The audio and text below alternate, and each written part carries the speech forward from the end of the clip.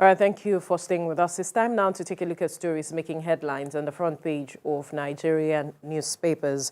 And I begin with the Nation newspaper. The major story here says, INEC security threatens November 11 governorship polls. The Independent Electoral Commission is saying that security is threatening the November 11 governorship polls, which is an off-cycle election taking place in some states. Youth unwilling to work in ad hoc capacity, say National Commissioner. All right. You find all the details on the front page of the Nation newspaper. And at the top corner there, we see next Edo governor must respect monarchy. And 48 hours reign to pound Federal Capital Territory. Edo, Kwara, 22 states, NIMET is raising this alert. All right, all the details on the front page of the Nation newspaper. We'll move quickly now to the front page of the Blueprint. INEC on November the 11th off-cycle polls. Growing violence, insecurity in Imo, Kogi, worrisome. Expresses concern over shortfall in ad hoc staff. Crisis hit NNPP, losses Bauchi Goba candidates to APC. Loses Bauchi Goba candidate to APC. Kwankwaso, a serial loser, says Ganduje. And some pictures here of showing Muslim faithful during the Eid al-Maulud, which happened yesterday. The celebration happened yesterday across the country. And these are persons who went to the prayer ground and those marching around to celebrate. And then to some other story down here, a stand-up order to Yoruba Obas, Afenifere tackles Obasanjo, demands unreserved public apology. You find all the details on the front page of the Blueprint. All right, we move now to the front page of the Daily Times. What we went through selling Muslim ticket in Plateau State 2023, Wase is speaking about the election, and he said, we were treated like a leper. It was like squeezing water out of stone. Right, why Nigeria's FX markets, BDCs must be restructured. Presidential aid is speaking there with regards to Forex. All the details on the front page of the Daily Times. We'll move now to the front page of the Daily Independent. The major story here, Afenifere asks Obasanjo to apologize publicly to monarchs, tasks Southwest governors on dawn for socio-economic development. Now that's the Pan-Yoruba Socio-Cultural Organization asking former President Olusegun Obasanjo to publicly apologize to the Obas he had asked to stand up and sit down at an event in Ibadan. All right, at the top corner here, we have NIMET can't compel pilots to comply with weather advisory. DG speaking. Tribunal affirms Nwifuru's election as Ebonyi governor. Now, governor asks challengers to drop further litigations. All the details on the front page of the Daily Independent. To the Voice of Liberty newspaper now. The major story here, will avert labor strike. Federal government reveals Tinubu's plans to announce palliative package for workers. And we see some pictures here of the president and that of labor. And then we also see another story here says, presidency declares NIMASA as best federal MTA in digital transformation. And flood FG issues fresh alert to 25 states, Federal Capital Territory. And then Senate confirmation, CBN new governor Cardoso vows to resist political interference. Many will be waiting to see how he does that. All right, to the Punch newspaper now. Labour faults federal government's meeting, insists on indefinite strike. Labour faults federal government's meeting, insists on indefinite strike. And some writers here says, any fresh meeting won't stop us. It is going to be mother of all strikes, Labour unions vow. Federal government says new meeting date will be announced. TUC asks government to account for subsidy removal savings. The Trade Union Congress is asking government for the savings from the fuel subsidy removal. All right. Debt crisis, stop tax waivers, IMF is telling Nigeria. All right, Afrexim Bank seeks buyers for NNPCL's crude. Chicago academic record, Atiku plans fresh suit against Tinubu. And then this story is here at the down corner. Afenifere accuses Obasanjo of ridiculing Obas, demands an apology. All the details of these stories on the front page of the Punch newspaper. We move to the Leadership newspaper now. And the major story here says, as Tinubu returns, labor strike, fuel crisis, others beg for attention. Food prices soar amid rising inflation. Hardship continues as palliatives delay. President may return today. And then the pictures there of Muslim faithful marking the annual Maulud Nabi celebration in Kaduna, Bauchi, Lagos, and Abuja as they thronged out to celebrate and also pray. And then we see another story here. Floating Naira, importers abandon Tokumbo cars at seaport. Importers abandon Tokumbo cars at seaport. All right, you find all these stories on the front page of the Leadership newspaper. Kemi. On Nigeria News Direct, the lead story there is on the October the 3rd strike as threatened by organized labor. Well, there's a new twist, and according to Nigerian News Direct, the Labour Party is backing labor on its stance to embark on an indefinite strike. It comes as anxiety mounts. According to the Labour Party, Tinubu's government is punishing workers for voting their choice at the presidential election, which was conducted in February this year. Up there on the Nigerian News Direct, two interesting stories there. Voter apathy. This is from INEC, the state electoral body, the country's electoral body that is raising an alarm on the spate of insecurity and violence in Imo and Kogi State, where off-season governorship elections are due to hold during the course of the year, later on in the year, that is.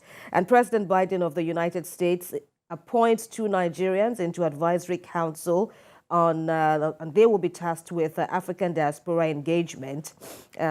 Down there, still on Nigerian News Direct, Nigeria ranks 6th in the world, 2nd in Africa for organized crime. That's from a report. Get all details there from Nigerian News Direct.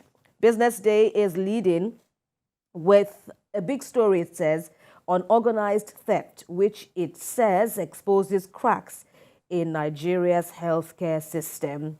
Also on the front page of the Business Day, federal government takes $1.95 billion World Bank loans, ignoring debt concerns. In the meantime, stock trades plunged 62% to 4-month low. This and more on the front page of Business Day. Let's check out this Nigeria next. Nigeria ranks 6th in global food inflation rates. This is from a report with the Manufacturers Association of Nigeria saying, or quoted to say, that the manufacturing sector records more than 3,560 job losses in the first half of the year, right? And some other stories there making their place in the front page of this Nigeria is the federal government set to be urging the Apex Bank to reduce the number of BDC operators to about 200. The FCT minister, top corner of this Nigeria, Nyesom Wike, is reported to have fired 21 officials in FCTA, parastatals, agencies, and companies.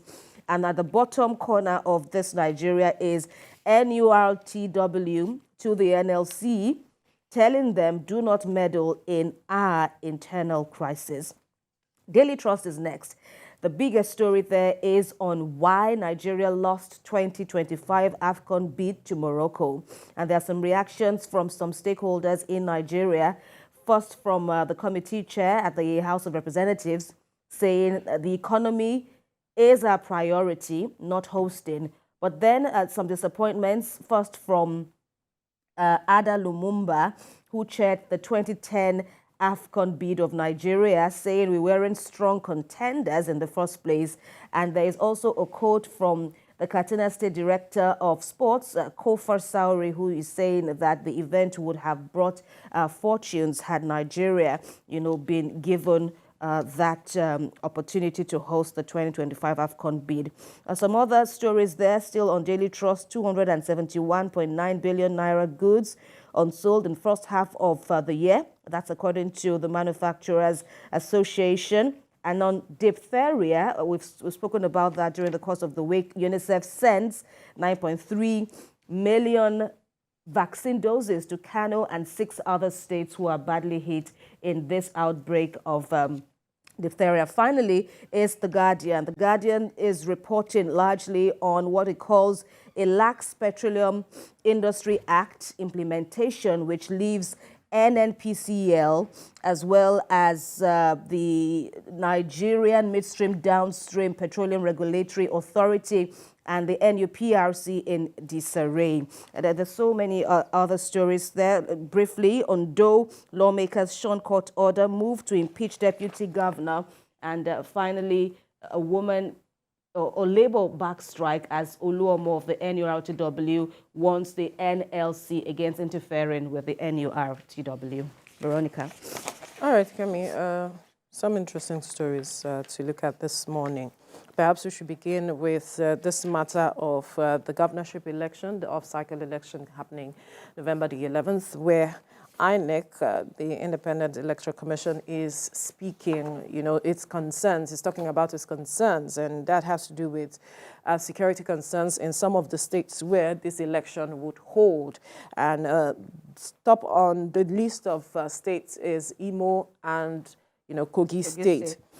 We saw that in recent times there's been a spate of attacks in Imo State, where we saw some security personnel were, burnt in their vans, while, trying to secure the state, so to speak. And then INEC is saying that youth are willing to work in ad hoc capacity as it is during the election. And then there's concern there might be voter apathy with regards to the election. Yes, we recall that the governor of Imo State has said that they are doing everything they can to ensure that the state is secured ahead of the election. Indeed. And that the state will be safe, trying to assure people, to carry out their franchise during the election. But INEC is still concerned. And they should be, but then this will not be the first time that INEC would raise concerns which reflect the concerns by the regular people. Of course, we cannot ignore the issue of voter apathy, which has kind of taken root in our electoral system. Even at the just concluded general election, we saw that we couldn't achieve, we've not been able to achieve that at least halfway or 50% or an average, turnout, voter turnout. This when you compare it with, how it stands elsewhere in other climes. And it's an issue. Security is paramount, of course. Absolutely. It's a big investment also. And so thankfully, you could also say that being an off-season election, perhaps we would also get to see some semblance of, some more assurances and some more implementations, to douse tensions in the air and, calm nerves and calm tensions and allow people to come out and vote. But these are key issues that, INEC has raised, and we hope that it will be tackled. These are recurring problems. Kogi, Imo State are not exactly new to these worrying concerns. Right. And it's another reflection of where things stand now and what needs to be done. Absolutely. And we hear that the Southeast states are looking at having a security meeting, I think later today. Perhaps this would form one of the conversations they will be having. And we're also hoping to see some move by the Kogi State government to also addressing this matter of insecurity. We saw during the presidential election, there were issues here and there within Kogi State where some persons were attacked. We recall Natasha Akpoti speaking to the fact that she was attacked in the process, right? Yes, at the time during the 2023 election. We saw some level of violence here and there happen, attacks, but then we have to ensure that people are encouraged to come out and vote at the end of the day. That is what democracy is all about.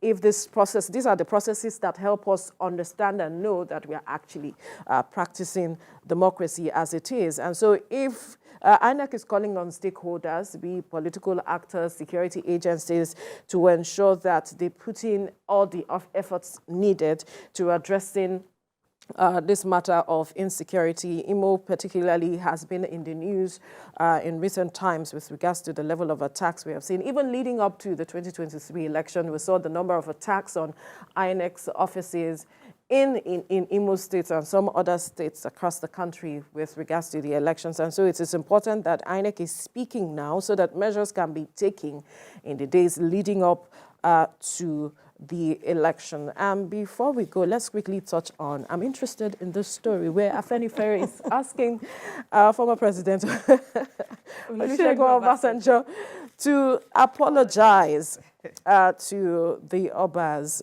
The Pan-Yoruba Socio-Cultural Organization, that's Afenifere, is asking former President Olusegun Obasanjo to publicly tender an apology to Yoruba traditional rulers for ordering them to sit and stand up at a function that held in Oyo State recently. Recall that he went to that event and he seemingly wasn't happy with regards to how protocol went on at that event, and then he decided to ask the Obas to stand up and sit down, just to honor the governor, according to him. And then, reactions here and there, and a lot of persons, there are those who believe that the Obas, he didn't put a gun to the head of this Obas to say that you must stand up or sit down, but they willingly decided to stand up as it is and sit down. In fact, he mentioned at the event that there's the need for us to uphold our culture, our tradition. And so there are those also saying that it was ironic to see him make such a display when he's also speaking to the matter of upholding culture and tradition. And when you also see that he is a proud title bearer, the appellation chief is always, even as president, Chief Obasanjo is always something that he proudly identifies with, and it reflects the dust that is yet to settle, the outrage it will take a while to settle. that many people have, many groups, and the Afenifere body, one would understand where they're coming from. It's also one of the many groups that have gone on to say that the former president was way out of line. But I take the point that you made, because I too was looking out when I first saw the video. I was looking out to see some, if a few, or to see the reaction of some who would decide, of the traditional rulers to see whether they would heed that order. And well, we saw the way they stood up, almost in a frenzy to obey the command of the former president. I was taken aback, even though when I shared it with some immediate members of my family, they were like, so what is shocking about it? But I think I was shocked. I was shocked, and it also reflects, how our standards, because the place of traditional culture, place of our cultures is something we hold dear to. It is something that reflects who we are, and of course we recognize the place of our political leaders. We also recognize the place of our traditional rulers, and some have said it will not be the first time, and some have taken us back to when the FCT minister Nyesom Wike, also he made the news when he was referring to to chiefs, high-ranking chiefs, in his domain at the time, when he was referring to them in what many call the derogatory manner. So I think that there just has to be a way to let everybody know their level, let everybody respect each other. The former president said he respects them, but he made it a point. He actually recently showed that he respects them when he visited the Olota of Water, and he was seen to have, genuflected as it is, right? But so for him to apologize now that is what I want to see. I want to see if. Do you think but the Obasanjo, the 86-year-old Obasanjo that we know from his precedents, his antecedents, it will be interesting. And they've said, okay, take him out. We don't want to see him again in our domains. All right, we'll see how far that goes.